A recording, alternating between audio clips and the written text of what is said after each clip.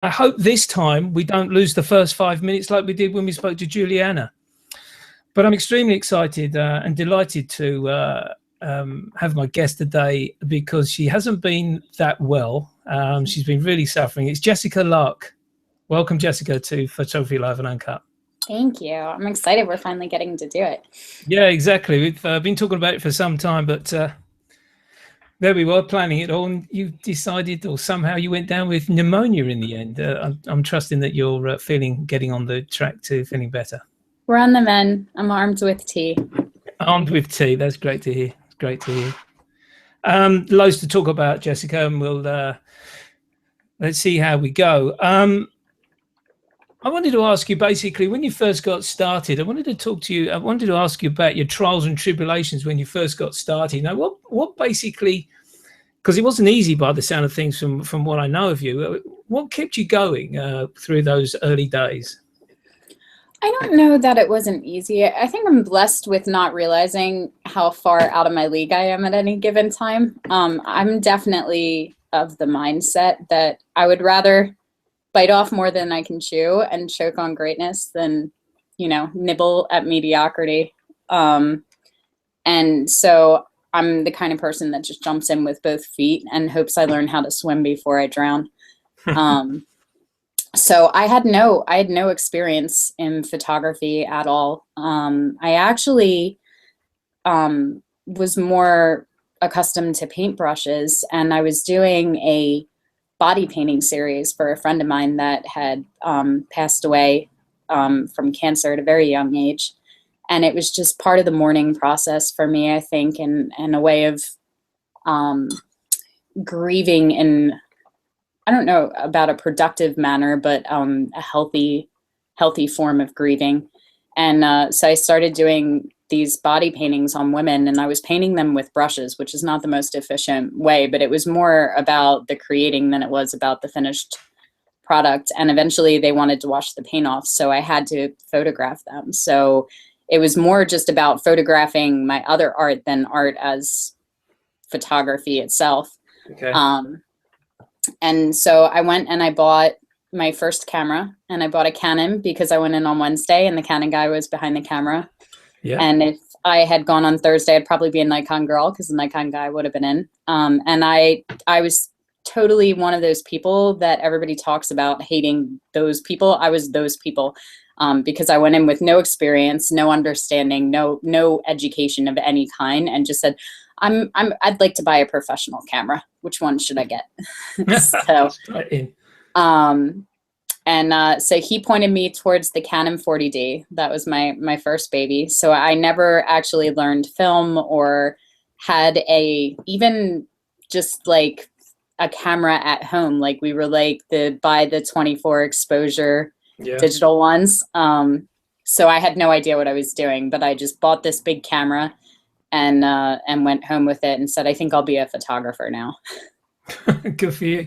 Yeah. So there was this has always been one of my starting questions where I asked my guest, what was the first camera that you can recollect in your family household as a young girl? There wasn't a camera by the sound of things, or there must have been. My mom actually, she worked with here there's a company called Life Touch Studios. That's like the company that goes in and takes all the kids' pictures in the schools. And so I remember her doing that for a few years, but it wasn't out of a love of photography as much as it was a single mom trying to keep food on the table for her kids. But I remember one year feeling really proud that my mom was like the photographer, and the next year being really embarrassed that my mom was the photographer at the school. Yeah, I can imagine. Yeah. So she had a camera, and I couldn't even tell you what it was, like what kind of brand it was. I just remember that it was very sleek looking, and it looked more like a video camera than a regular camera, and it opened up, and the cap was like the flash. It was really weird. I'll have to send you a picture of it. I've never seen another one like it. I don't know where she got it, but but you know, she was always keen on taking photos of, you know, softball games and school plays and stuff like that. But it was definitely not something that I grew up around in a professional manner. So it took me a while to get into photography because I didn't have anybody that was in photography. Yeah. So basically, how did you go about learning? I'm assuming the way you've described it, you switched the camera straight to P, program mode, and the way you snapped, or did you really go in straight in? It wasn't even P. I was on my little green square with Right, full okay. training wheels. And then I found a seminar or workshop or something, and I went in, and the first thing that the teacher said was that professionals never shoot on the green square. So taking that to heart, I turned it to the little icon of the person with the shoulders. That was for portraits because I knew we weren't shooting mountains. And so that was like the 40D had like, it had the little person, and then it had like the fast running guy for like speed shooting, and then it had a mountain, and then it had a flower. And so I thought that was shooting on manual. That's how little I knew about the camera. So he's like, no. He's like, professionals shoot on manual. So he turned my camera to manual, and he said, go and shoot on this for the rest of the time you're here. And then he just left me alone. It was more of a shootout than it was like a workshop. So it was eye-opening very quickly for me when I took a picture and all there was black, and I could not understand because I could see fine. Yeah, exactly. And I didn't understand anything. So I was literally in the corner of the room, like looking up on my phone, things about photography, trying to like teach myself in real time. And one of the other gentlemen that was there came and stopped. And so he was kind of explaining to me a little bit, but it was bad. Like I remember reading up and him asking like what the 3 basic settings on your camera that control light were, and me saying, oh, it's the shutter speed, the aperture, and the ISO. And right from that point, everybody looked and was like, oh, okay, she's gonna be cute. Yeah. So that's how it got started. So basically from that, now going back to what you were saying, that you were involved in the art painting of body work, when did you start to take the photography more seriously then? it was actually by accident. I think photography found me because even after I got the camera, the appeal was definitely the instant gratification. I'll spend a year on a canvas, and to have a picture that I can shoot and edit and have an image up that night was such a different world for me. But even still, I didn't make that connection. And one of the girls that came in and volunteered for the body painting series gave me a call and said, you know, would you take some like Varga girl style World War II pinup pictures? My boyfriend's getting ready to deploy overseas. And I said, yeah. And she said, great. What are your rates? And I remember like putting the phone down and like being like, she wants to pay me. And my husband being like, then charge her. And so I was like, yeah, I'm really busy, and you know, I'm kind of high end, so it's going to be like $75. And she was like, great. And so she came over to my house, and I made a set out of my bedroom, and I shot her upstairs with everything pretty I had in my house. And it was like 3 hours. I did her hair and makeup myself, shot it, and gave her a disc with all the images in high res, very, very poorly retouched. And she was happy as a clam. And, you know, people laugh at me when they hear that story now because they know where my rates are now, and they go, oh, yeah, see, everybody's uneducated and doesn't know what to charge. But I remember very clearly closing the door to her and saying goodnight and turning around and realizing that I had essentially made $25 an hour, and that is more money than either of my parents have ever made at jobs that they have hated, you know, and scraped by. So it was such a personal triumph for me. And it was right after that I was like, I got paid to play dress up, you know. I got paid to have a makeover with one of my girlfriends and put on makeup and take pretty pictures and feel pretty and sexy and do something artistic. And there was money exchanged for that. And that was such a foreign thought to me because I grew up so sincerely with the "you'll be a starving artist" warning in my ears all the time. Would you say at that point, Jessica, you knew the direction that you were going to take? Had basically, we all say it, the bug had bitten, Was that it? Was that going to be photography, or did you still have a yearning to go back to painting? I think painting will always be my first love, but I do think that I always gravitated towards art that celebrated femininity and sensuality and sexuality. I took a lot of figure painting classes. I was given a young artist workshop at 16 to Moore College of Art and Design here in Philadelphia to do figure painting.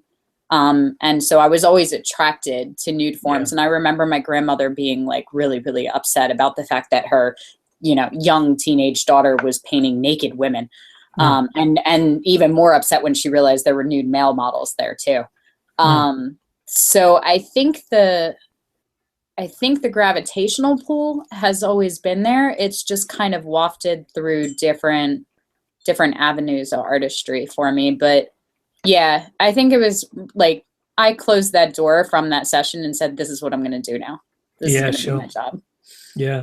I remember you saying, making a story once, well, it wasn't a story. It's a fact that, if I correct me if I'm wrong here, your husband got posted somewhere, and that, that basically your life was going to change. And he said, now you've got the opportunity to go and do what you really want to do. You do your photography. Well, I think we all kind of play at it when we start. Like we just kind of realize that this hobby we have that we can occasionally make money at. So he's military and he was always the breadwinner. So I was a stay-at-home mom with 2 young kids. When I started, my son was I was pregnant with him when I started the body painting series. And it wasn't until almost a year later that I went out and bought a camera and had really started playing with this idea of photography. So, it was great for me to go, oh, I'm a professional photographer, but I was the total definition of a mama-fer at that point, I think. Like, I was a mom at home with my kids that occasionally took pictures and sometimes got handed money with it. And he was supposed to deploy, and then they pulled his name out of the hat, as they say, and flagged him.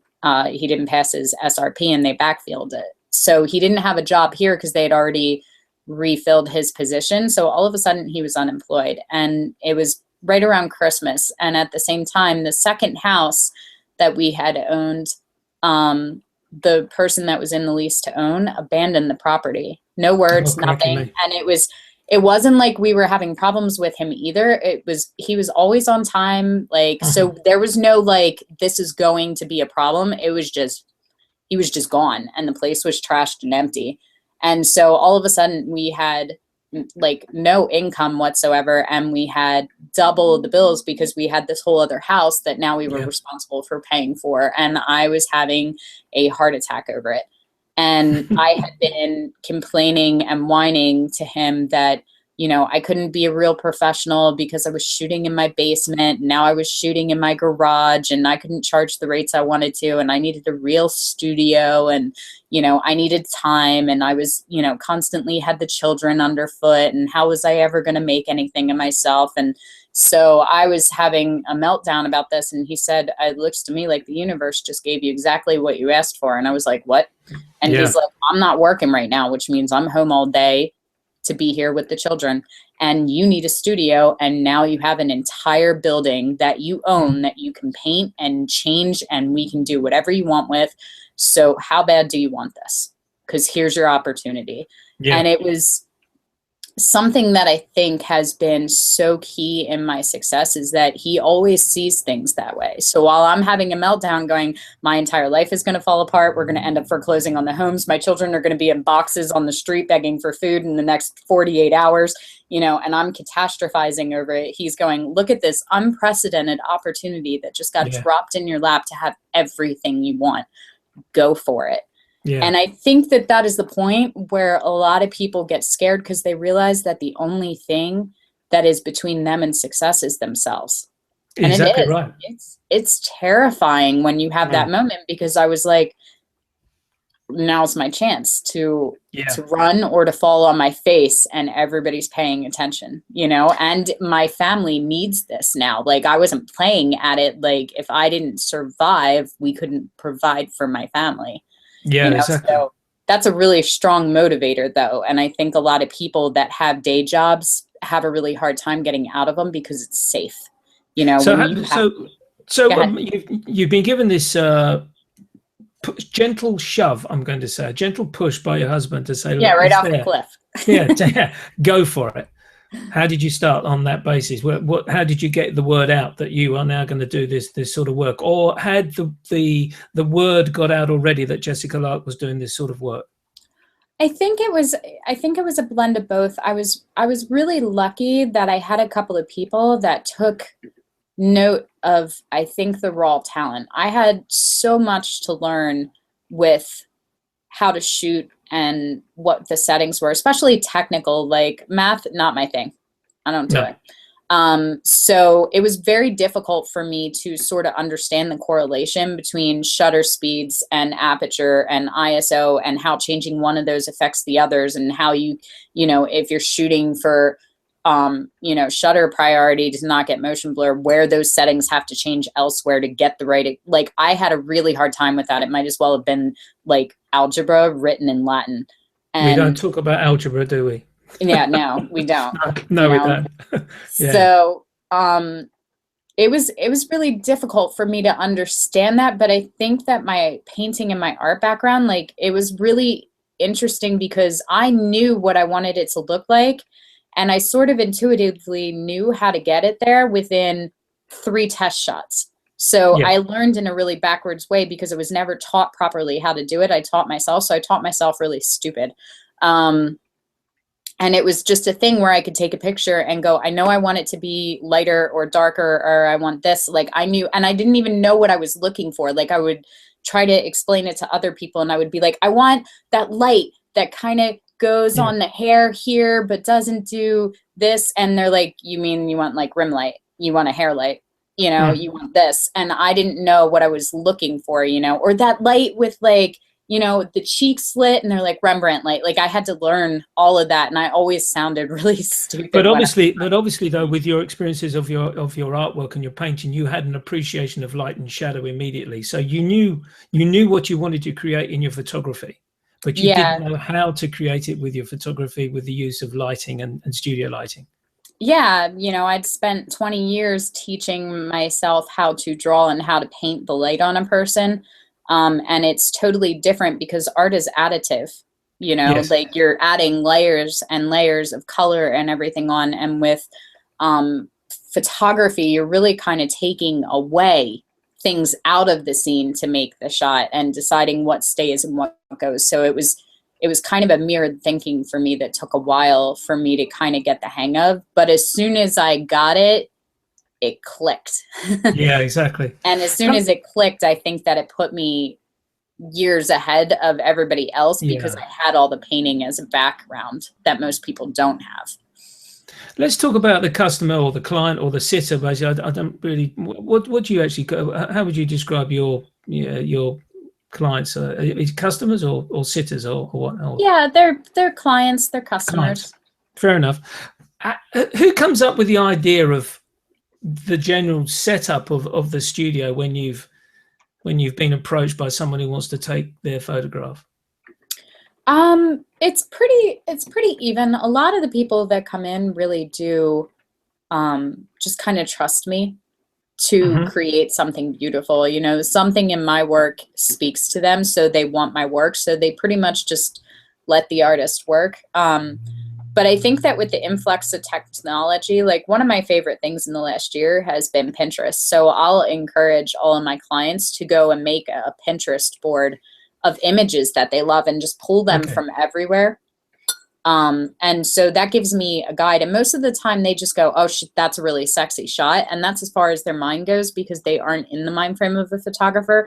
But you and I would look at it and go, 70% of the shots they picked are backlit, you know, or they're, you know, I see different posing things, and I can also look at it and go, I know you really love that shot, sweetheart, but she's a size 2 and 6'3", and you're 5'2" and a size 10. So we're going to shift this up a little bit so that it's flattering. Yeah. Do you think, I know there's been some very famous male photographers. Do you think doing this type of work, you have an advantage of being a lady, a female doing this sort of work? I see more and more females getting into the boudoir and the intimate photography, and I see a lot of them advertise that they're girls or they have an all-female staff, and maybe that is important for some. I can tell you that I've been photographed nude 3 times and all the photographers were male.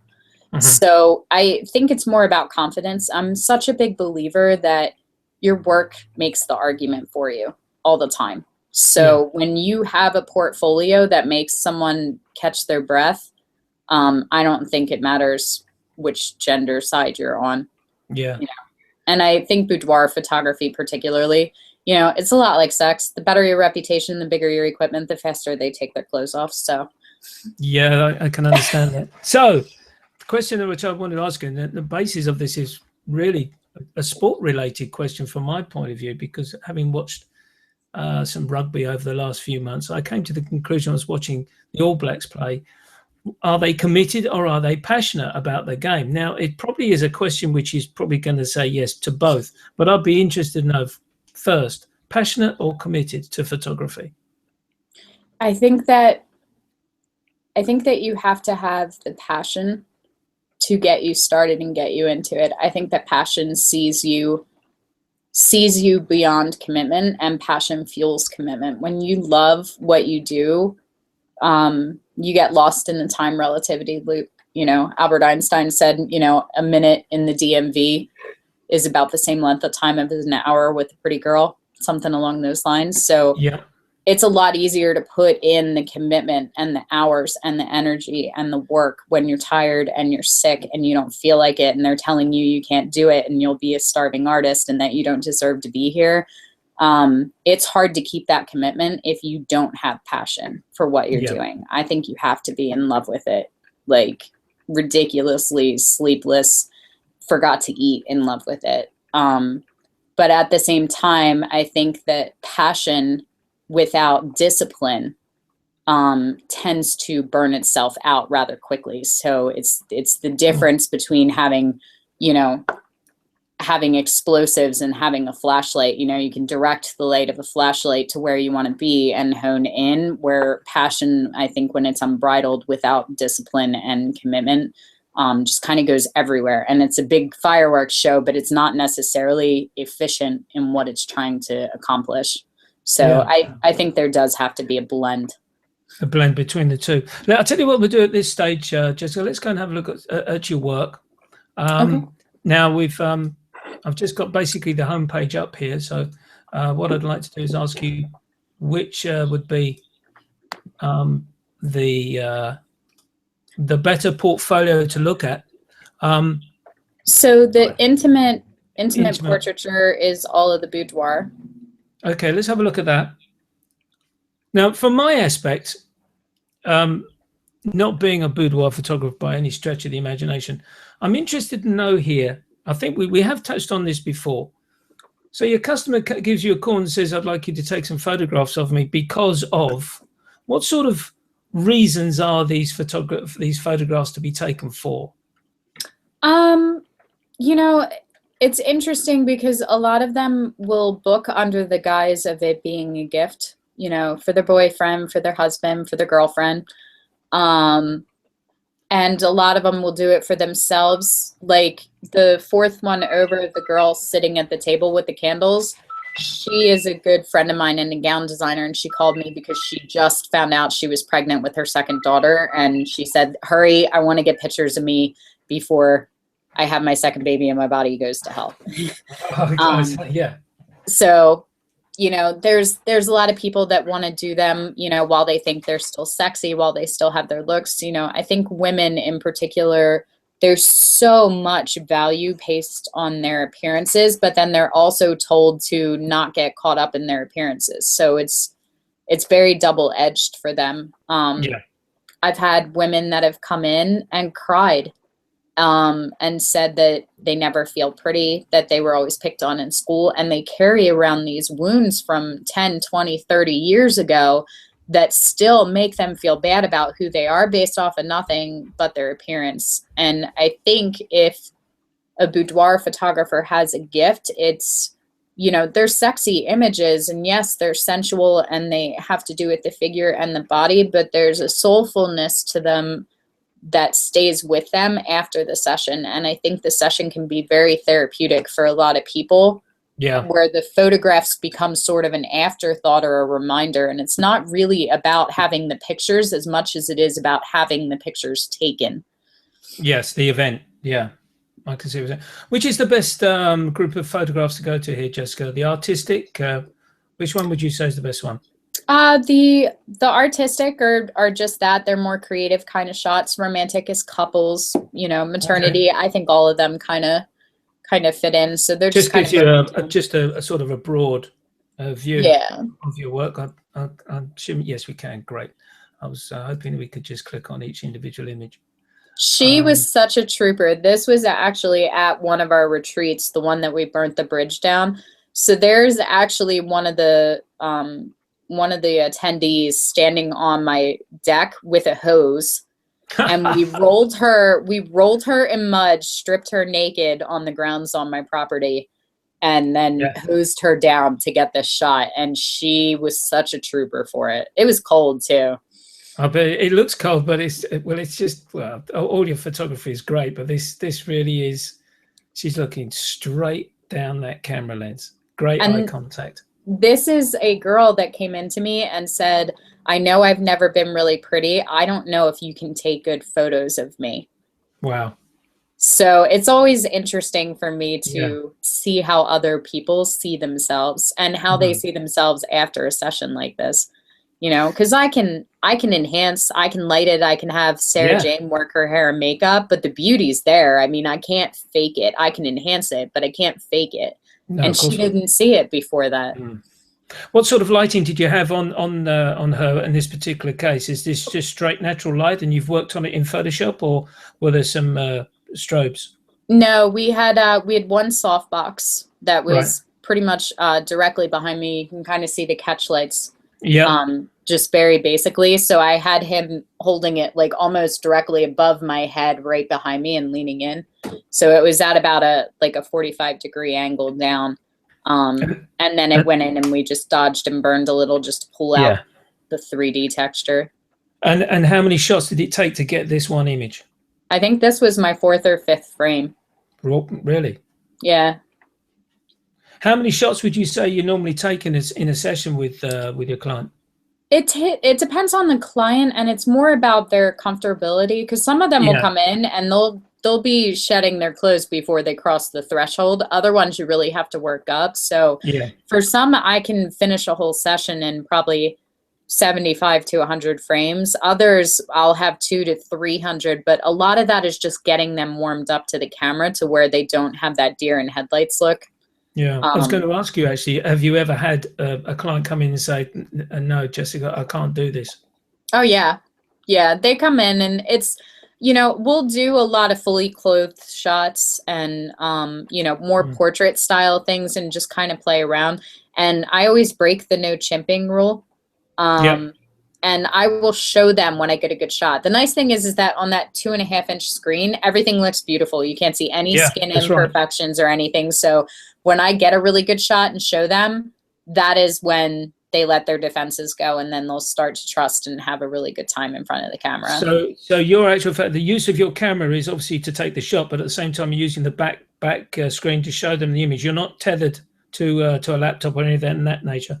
No, I can't shoot tethered. I knock over my lights. I pull my laptops down. I can't be leashed. I'm all over my studio. It makes me crazy. I do it all the time. When I teach at expos, I am constantly untangling myself from wires.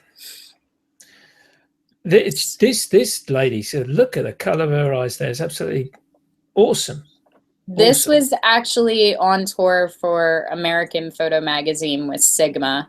And we were doing a series of workshops, and everybody was shooting in this stuffy hotel. And I mean, I'm sure you've seen them. Like they set up they have beautiful black drops, and Westcott sponsored with all the lights, and it was great. And people were going from thing to thing, and I just grabbed her and was like, "Let's go outside." Like I get very stifled if I'm shooting the same thing over and over again.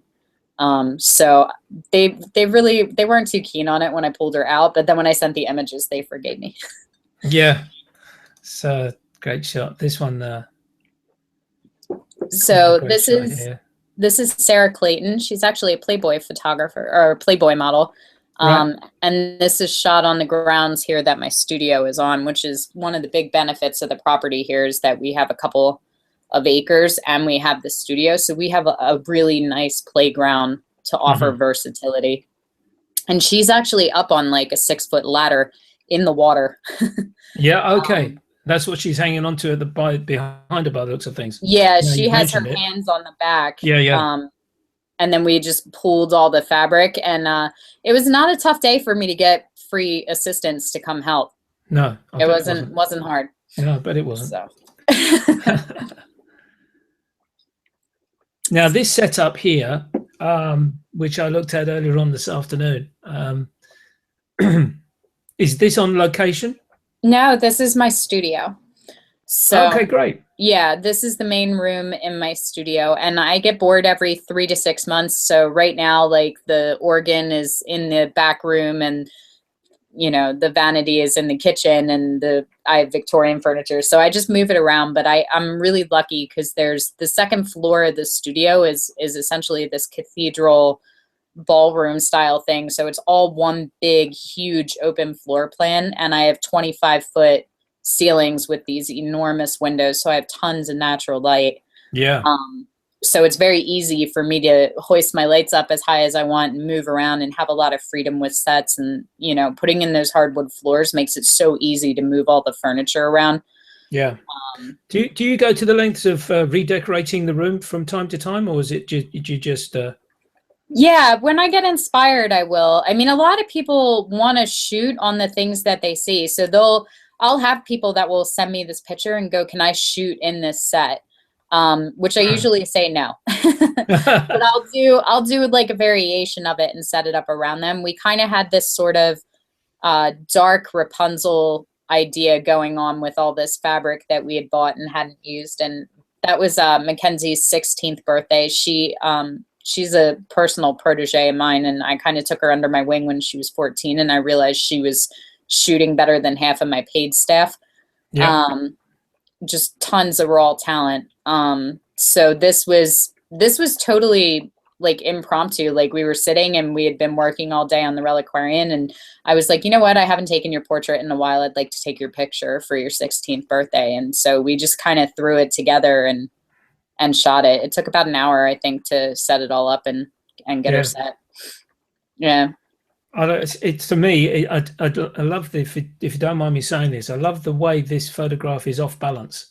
In terms, you've got all the activity on the right hand side here with her looking down on the dressing table there, and you've got the beautiful chair and the material that leads it around to that. But it's a great setting you've created there. I love that shot.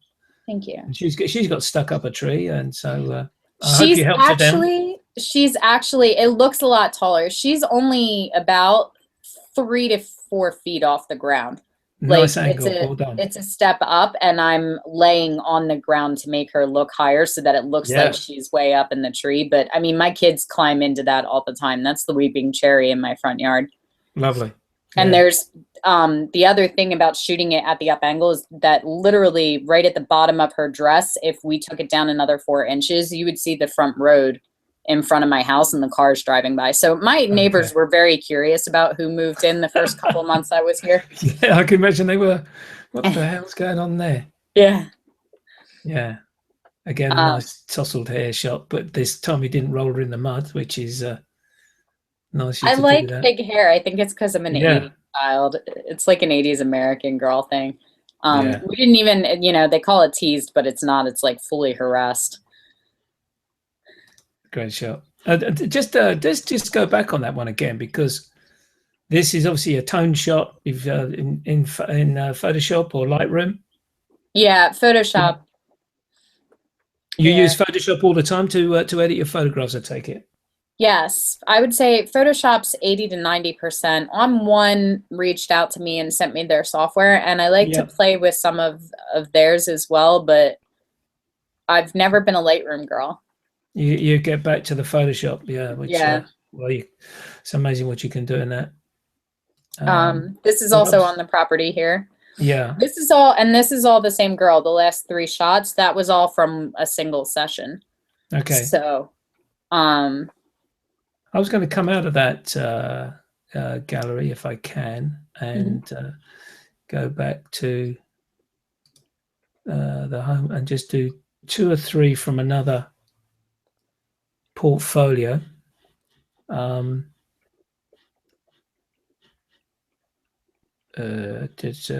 Is there anything in the library? Because I know that a lot of your photographs you obviously have to keep to the client's wishes. Yeah, the library is just a copy of my books that they can order. Let's talk about, this is difficult for me to say. The Reliquarian. The Reliquarium. What is Reliquarium to you? I had such a good time writing my instructional book, and even before I picked up paintbrushes, I was a writer. Right. And I think when I got done writing the book that I remembered how much I loved it and sort of rekindled the flame. And so the Reliquarian is, in the simplest of terms, a full-length novel that's designed like a fully illustrated storybook. So it's just the convergence of everything that I feel I have to say, because there are some things that I feel I don't know how to say in an image, and things that I feel that words fall short of. So this is a collaborative effort between the two, of them coming together. And these are very, as now you've described the book, these are sort of fairy tale type images. Yeah. Which a lot of work's gone into the way you've created them. I remember you posted some of these for us to make comments on. Well, they're really personal because I have a hand in creating everything. Like the dress I made, and the door took 3 months to make, and the girl took 9 months to make, and then 9 years of waiting for her to be the right age, you know? Yeah. So it's really kind of the culmination of all the different avenues of creativity that I go down between sculpting and painting and, you know, just finding all kinds of interesting things. And you know, it makes my husband crazy because if you look at the door, you can see there's little things like matchbooks and keys and these little pieces of lace, and there's multiple door handles, and there's like this grated thing down at the bottom that was actually like a dish rack that I cut up. And so if you look at the blogs on the actual site and see like the process, like most of my friends and family come in and they're like, I don't know what you're doing right now. They can't see it until it's done. And so I think it's been really interesting for people to watch the way that I start with things and what I see and what it becomes when it's done. Yeah. My question was going to be, did you create that door? But you just answered the question there. I did. Again, this feeling of this fairy tale coming through in the image making here. Yeah. Taken in your backyard by the sound of things. It is. Yeah. It was, you know, and she's too much my child for her or my own good. So we went out and we shot it, and there's a key that's in the first couple of shots that we needed in this one, even though it ended up being a faraway shot. And after we got in and got her warmed up, I realized we didn't have the key. And I was like, Katie, do you think you can tough it out and go back out? Because she's in a sleeveless thing in the middle of a snowstorm. And she was like, she took a sip of hot chocolate and was like, yep, but it's going to cost you $20. And I was like, what? And she's like, I need money towards my iPad and you need it imaged with the key. And I was like, I wasn't even upset. I was really proud of her entrepreneurial understanding. She broke you lovely there. Yeah, so she got the 20. This is the image which I remember you posted out to us, because we're going to talk to the Arcanum about the Arcanum soon. And I remember you posting this image for us to make comment about. And there was a series of, I think, 2 or 3 images that you wanted to open comment about, on the image, and obviously this one you decided to use. I'm interested to know how you created this butterfly effect from the book. If you go to thereliquarian.com, you can actually click on the blog and see the creation of the books step by step. So at least half of those butterflies are really there. Really? Yeah, the book is a sculpture. And so they're on very thin jewelry wire, protruding from the book. And then I basically just took them. So if you look closely, you can see, like now, especially because I'm looking at it, I can see the yellow butterfly repeating in a pattern all the way back. Yeah, I can see that now.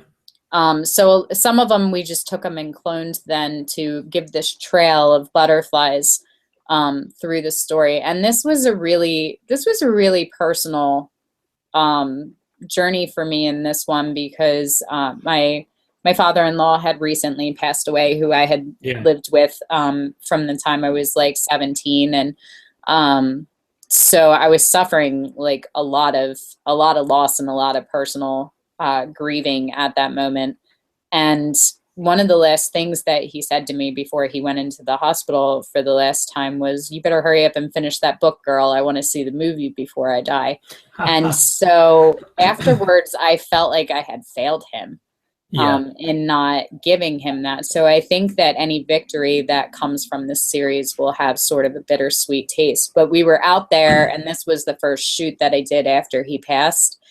And the whole idea was for Katie to look, you know, enchanted at this magical book of butterflies. And so if you follow her gaze down, there is actually a real butterfly in that book that landed there and was flying around her the entire shoot. And amazing. So it was really hard to pick an image, because she did look like completely amazed and enchanted with this butterfly book, because these real butterflies were fluttering around her head and kept landing on the book. It was so surreal. And it's a totally different thing for me to experience, because I'm used to shooting for clients where I'm putting together a box of 10 to 20 to 30 images. And each of these are shot with a very specific page in mind for the book. So there's only one image per shoot. So I'm taking 50 to 75, and usually I'm narrowing that down to 10 to 30 final images, and I have to pick just one. And sometimes I really, really love a couple of them. So I've even spent days where I'm editing multiple images, because I can't make up my mind until I look at it fully retouched to decide which I love. On that subject of editing the photographs, does there come a time where you have to say, I can't decide, and you get someone in to say which is the best one? Yeah, that's why I have all you guys. I'm supposed to be teaching you, but instead I just keep you so that you can tell me. I thought you were going to say your husband stepped in. He doesn't care. No, he'll give me feedback too, but I have a Patreon for the Reliquarian, and so everyone that supports the arts and makes a donation, they're in a private group. So most of the times when I'm done posting images, I'll share a couple of my final contenders and ask them what they think, because I don't know if you've ever noticed this, but for me, my favorite image is never the client's favorite image. And my favorite image is very rarely the general public's. Like, I have ones that I'm like, oh my God, this is the sexiest shot ever, and it'll get, 120 likes. And then I'll post another one that I'm like, I haven't posted anything in a while. I'll post this one up, and it'll go 400 or 500 and it goes viral. And I don't understand. I don't understand why. So it's been good for me to see which ones other people really gravitate towards and how in sync I am with that. Do you think in any situation like that you get that? Do you think it's just a general case of mood at the time when people see something, you probably think, oh, that's the one. And as you say, you get 200 odd likes. The next time you post something, the mood has already changed as regards to what they're looking at elsewhere. Do you think that has affected it? I'm sure that it has some play in it, but there have been a few that I have looked at that when I've posted 3 or 4 that I really liked, that there was an overwhelming response towards one of them. By everyone that comes from very different walks of lives and personal places in their journey. So I think there are common threads, and then there's personal bias as well. Yeah, sure. I love this, that particular shot there. This is, and that the following shot, which I've just clicked back from, was another one which we discussed. This is a this sort of resembles the Mad Hatter's Tea Party, basically, with the two girls there and all this cake and opulence of food there and stuff. It's this was probably my most expensive shoot that I've invested in to date, just because we hired this incredible culinary artist to come in, and she was so detailed. And some of them you can't even see in this one until you get to the prints that are wall size. But like on the table in the back, you can see the tea pouring itself, and there's little sugar cubes pouring out on the table that have rosebuds carved into them. And you know, so the attention to detail that she did was just incredible. And yes, I could have did it all in Photoshop, and I could have just sat them in my studio at a table and then imposed the floating tables. But when we watched the video behind the scenes, there were 36 people that were on set to make this happen that day. And seeing them 8 feet in the air and actually, you know, at this floating table with all this decadence was just, it's just a different energy level that I don't think you can get on a backdrop. Yeah, this and this one was the photograph which we talked about, the poison chalice, basically the idea of the poison in the teacup. Yeah, so she sits at this the same party. as what I remember. It looks as though they've done a little bit more work on the girl's face there. Yeah, so that's a little bit more. That's the poison pouring through her veins until someone comes. So that was actually Katie's idea, you know, her imagination coming in. And she had asked me really simply before we started this if I could make one of her eyes purple and one of them blue in Photoshop. And I said, yeah. And she said, well, people with 2 different colored eyes see things differently. Yeah. And it was just this little profound thing. So I'm pulling a lot of things from her. Same thing with the butterfly book. She came up with the character for that and asked if monarch butterflies were the queens of the butterflies. And I didn't even know she knew that monarch meant like royalty above it. So, you know, it's just those interesting little child perspectives that move it forward. Lovely. So I'm going to come out of screen share now. Has the project finished, Jessica, or is it still sort of evolving? No, it's barely started.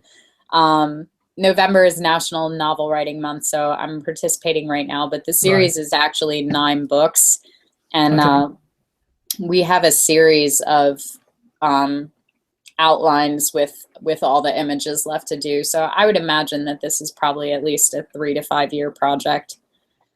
Wow, it's going to take some time getting into that, and that sort of encompasses. You got your boudoir photography, you got that project, and of course we come to the Arcanum, where I think basically those are members of your cohort. Is it 3 cohorts you're running now, or just the 2?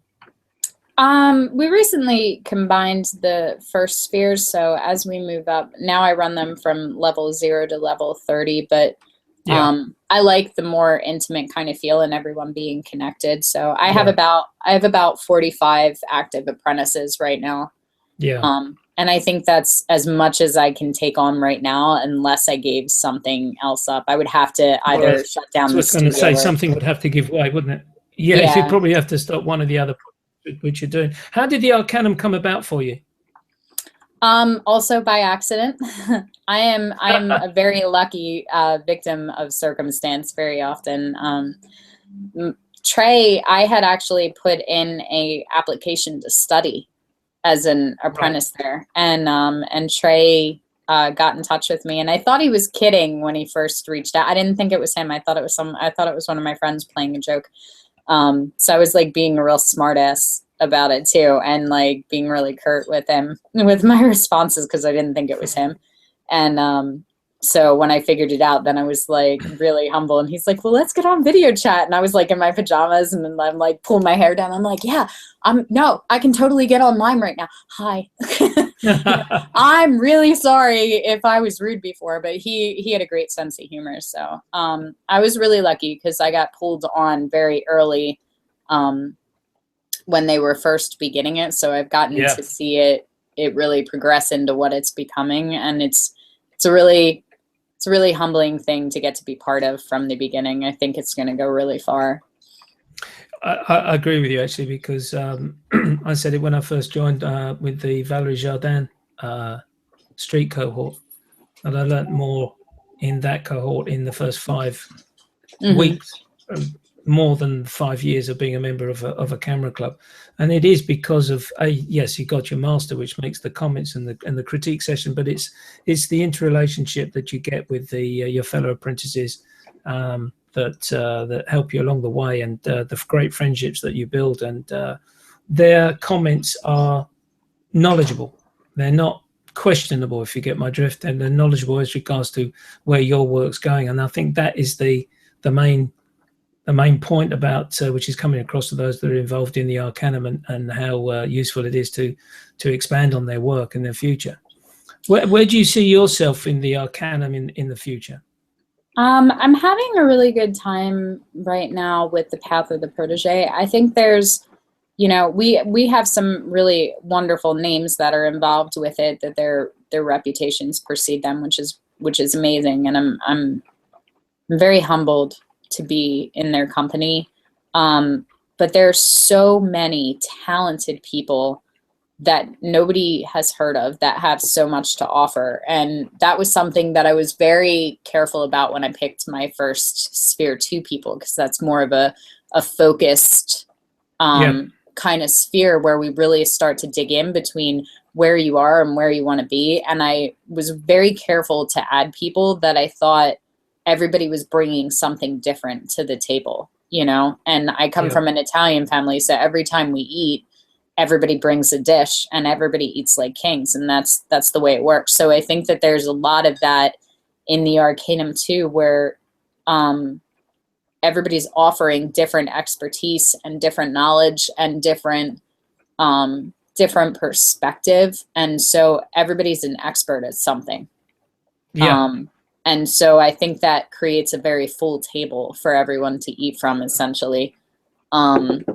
So I really like being the head of the Path of the Protege, which is basically us going through all of the apprentices that go, hey, I'd like to study and learn, because I believe a good teacher is always a good student first. And so we're kind of handpicking the next generation of speakers and teachers, and I've seen their careers just take off, not only in the Arcanum, but now they're getting asked to teach at expos, and they're getting sponsored, and they're really, really moving forward. And the amount of growth that they can accomplish in a short time is pretty profound.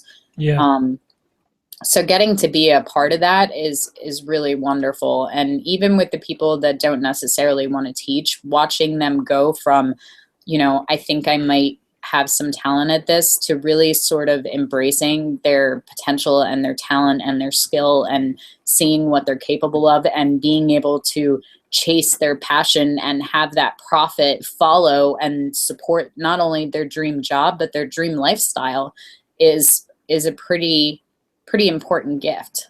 I think I've done what I wanted to do in the photography realm. I built my studio out of nothing in a couple of years, when everyone told me it would take forever and it would take decades, and I had to have this kind of equipment and this kind of, lighting brand and these kind of programs to do, and you don't. And I think people are given so much information, and they're sort of told, you have to go to school and you have to attend all these events and you have to do this and you have to buy that before you're ready. And it's just not true. Like, if there's anything that I could teach people, it would be start right now with what you have and where you are, and start building with that. And as you get better, then you get more, and the problem is everybody's waiting. They're waiting for the right time and the right opportunity and the right circumstances. And so I don't know that I actually teach any of my apprentices very much as I just kick them until they go. I just beat on them until they are more afraid to go back than they are to go forward, because they don't want to hear me harp on them. But I think for the most part, having had the experience of watching you with other apprentices in their critique sessions, I think you've hit the nail on the head there with regards to your style of talking to them. It's not just purely a situation of talking about the photograph and where they've gone wrong and what they can do to improve it, there's the encouragement and the inspiration that you give that individual to further their potential. I remember the first time I saw you, in actual fact, was when you were talking to Martin Higgs. And I had Martin on my show shortly after that event. And we spoke at length about the style of photography which you wanted to go down the line, and as regards, and we spoke about the fact that you said you've got to start doing more Photoshop work. You've got to start putting more of the input into it yourself, rather than letting someone else do that for you, because at the end of the day you're going to get charged for it. And these little things come in, and we both came to the conclusion that that's where I think the master of the Arcanum is so useful, in the sense that it's not purely about critiquing the photograph and the image. It's developing and bringing something else out of that individual, and improving on their potential which they have in their photography. Yeah, I think the most important thing, you know, people are always asking me, like, what do you need to be successful? You just need someone to tell you that you can be, and you need someone to see your potential and see that you have that ability, and sometimes hold your hand through it, and sometimes tell you to get up and brush yourself off and get back on the horse, you know. And there's a blend of both. Nobody in the Arcanum will tell you that I'm not tough love, but it's still very much coming from a place of love. And I think that if everyone has someone that says, yes, you can, yes, you can, yes, yes, yes, you can, until they start looking in the mirror and going, well, maybe I can. Yeah, I can. And usually right around the time that they say I can is about the time that their time in the Arcanum is done, which is totally fine. Like, it's not meant to be for everyone to stay in indefinitely. It's meant to be a path that takes you from where you are to where you want to be. So Martin actually didn't stay in much longer after he met with you, and he's so talented. I think he's probably, I know he's more talented and knowledgeable in the technical aspects. He probably has a better understanding of lighting than I do. Put against our work, he would probably score higher in competition than I would. So you would look at that and think that that would be a tough sell for the standpoint of somebody offering to master or teach them, or, you know, apprentice under them. But, you know, again, going back to that, everyone has something to do. He has all of this amazing talent and artistry, and he's not making money at it. And I am. And he has, you know, he has a day job, and I can't look at people that have that much skill and natural ability without going, why are you not doing this with every moment of your day? If this is what you love, go do this all the time. And sometimes people just look at it and they're like, really? Like, I can do that? I remember part of that conversation, just to talk about that particular critique session. I remember where you suggested a price that he should be charging. And I saw Martin sort of move back in his chair, as me to say, no, I couldn't possibly charge that. And then I think your reply was, well, what do you charge? And I think he said something like 250 quid. And your reaction was, well, you're just underpricing yourself so much. And this is something which I've been studying my level 23, which I'm about to publish to you. But the thing is that there is a different attitude with regards to photography in the UK than there is in the States. I think the States takes photography on board. I think they take it as an art form. And I do think it's changing slowly, don't get me wrong. But I do think in the UK, when people say art, they totally ignore the word photography. They think of the painted item and the creative item. And I think that is the problem which in actual fact occurs more so in the UK than it does in the America. And I think that's why Martin responded that way to your discussion in terms of costing. I couldn't possibly charge $2,000 a session. I'm not a David Bailey. I'm not a Lord Snowden. That sort of reaction to what you were saying. But you were right in what you said. Yeah, I think that you're right in the sense of them feeling that way, but all of my American photographers and my Australian photographers and my Spanish photographers, they all do the same thing. They just change the name of saying, I'm not so-and-so. So it may be a little bit more. There's still a lot of that stigma that photography isn't in the same category of art as painting or sculpture. And I think that that's going away now, especially with the influx of digital and Photoshop. Because we don't take just photos anymore. You almost never see an unretouched photograph out of camera. And I think that it's being more accepted. I would have to really come over. I won't say that it's the same or it's not the same because I haven't lived there in that environment. But what I do know is that any country that you give me, for the most part, I can find someone that's making good rates in those numbers. So if they can do it, why not you? Yeah, exactly. Why not what I would say, in actual fact, going back to that Martin Hicks conversation, shortly after that, I was on a walkabout, and one of the guys on the walkabout was a wedding photographer. And I just said, how's business? And he said, last year I struggled a little bit. So I said, oh, and asked why. And he said, well, I don't know. He said, I was getting so many calls. Would you do it for this? Would you do it for that? Would you do it for 250? Would you do it for 500? And he said, no, I was doing that work and I wasn't enjoying it. So I said, so what do you do? He said, I doubled my price. He said, I doubled my price. My calendar is fully booked. And he said, and I'm enjoying work now all of a sudden. And I think there's that threshold which sometimes, and this is the confidence bit, as you've talked about quite a few times, where an individual says, I'm going to go for it. I'm going to say, right, I was charging 1,000. I'm now charging £2,000 for a session. And if you can't pay that money, then I'm not your photographer. Go somewhere else.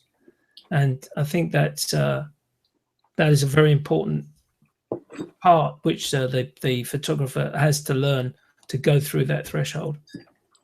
I agree, but I also think that it's a symptom of a more personal sense of self-worth. You know, I think that it manifests itself in, but really what we're saying when we ask someone to part with money is we're asking them to give us something that is a very precious resource of theirs. And it's not the money, it's everything that the money buys. So when you talk about people spending $2,500 to $4,500 on, let's get real and say a picture of yourself in your underwear, because that's what I do. Mm-hmm. You know, it is so the epitome of first world luxury expenses. It's not even funny. So we're talking about multiple car payments, mortgage payments, you know, your utility bills, your grocery bills to feed your children. And I'm asking you to spend all of that so that I can take pictures of you in your underwear. That's a hard sell, you know, and it's especially a hard sell for them themselves because you're working with women who are notorious for being selfless creatures and thinking of their children and their husband and, you know, family kind of things where they have a really hard time justifying spending anything, let alone thousands of dollars on themselves for something that does not benefit anything but their self-confidence. Yeah. You know?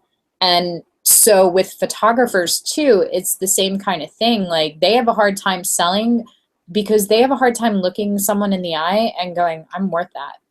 What you are going to get from me, what that experience is. And this is especially potent when you start talking about weddings and events. Like you think about it, like wedding photography is the first heirloom for a new family.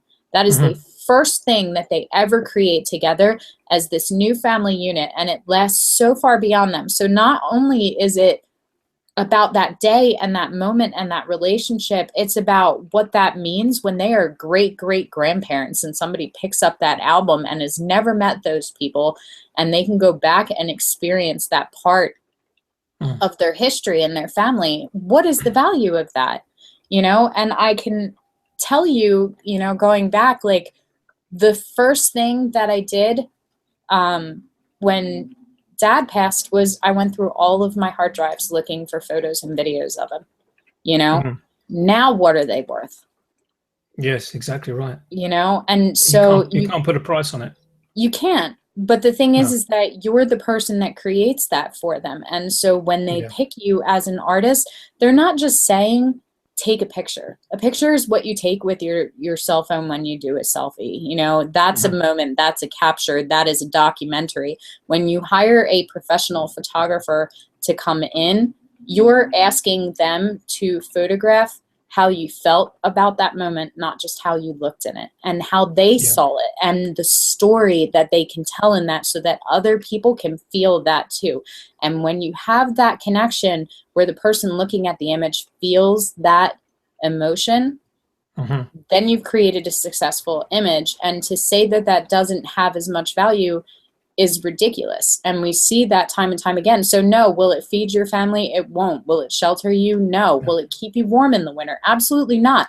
But when the house is on fire, they don't go grab the heater or the food out of the fridge. They go and they grab the kids, the pets, and the photo album. That is what they will leave the house with out of a burning building, because that is every moment of your history. You have your birth certificate, your death certificate, and one marks the beginning of your life and one marks the end, and in between are the photos, and that's everything that's proof that you lived. Where is the value in that? And if you don't see that, how are you going to convince anybody else to invest in you? Yeah, yeah.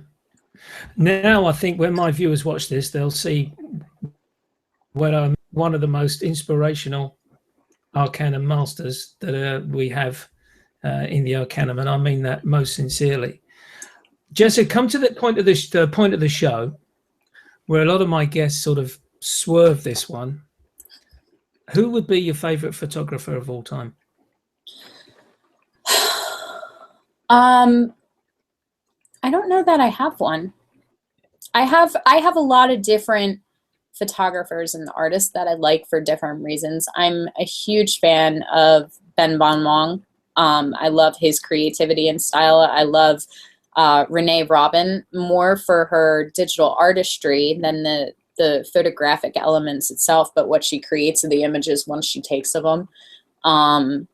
You know, there's all of the classics. I love Harel for glamour and that boudoir kind of Hollywood lighting. I love, you know, you can't go wrong with any of the classics. I think, you know, when you start talking about like Ansel Adams and the like, that you're essentially, you know, they're the Bach and Beethoven of the photography community. Yeah, exactly. Like they'll just be the classics. When I was in weddings, I loved Jerry Guionis. I thought he was phenomenal.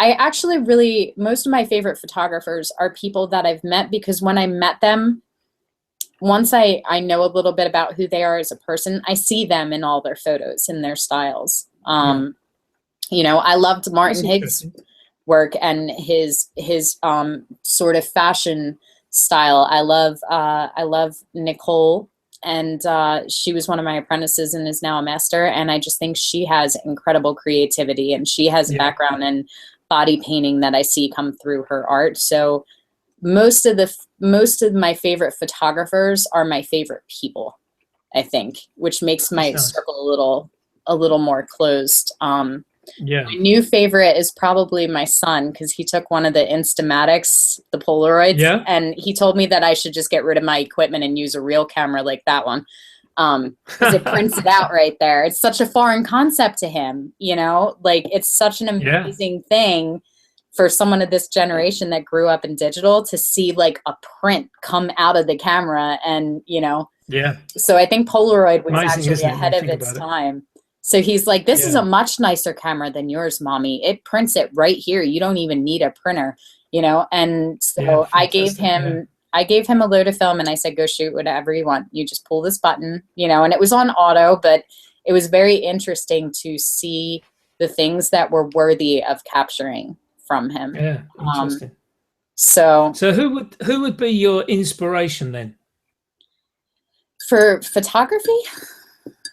I don't know. Well, it doesn't necessarily have to be for your photography, although it's obviously led that way, but it doesn't have to be a photographer as such. It could be a member of your family or I love a lot of different people. I draw a lot of my inspiration for photography from music videos and paintings. You know, I'm a huge Degas fan. I love Monet. There's something about the colors that are very dreamlike that I see in a lot of the tones of mine. I love Paulo Coelho. He's one of my favorite authors. I think there's inspiration in everything if you look. Yeah.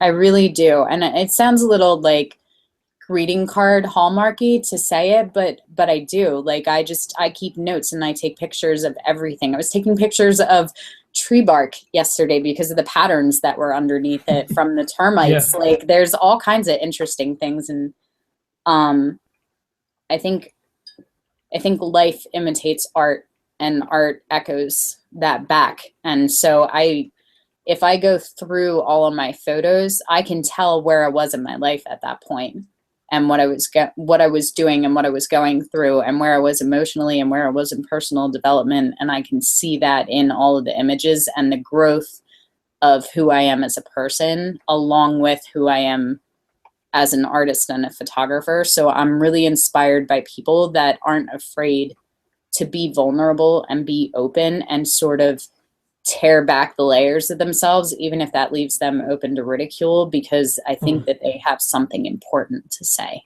And so, you know, when we're talking about people that I'm really inspired by right now, a lot of my apprentices in my cohort, I picked you guys because something about you inspired me and something about you made me want to be creative and moved me. And you know, our job at the Arcanum is to pick, you know, apprentices that we think are promising artists and help them reach their potential. And part of my personal goal in wanting to do that is that you guys move me and you affect me with your art and with the way that you look at things and what you say. And I want the rest of the world to be able to experience that, because I think that by not having that there's something being lost, you know?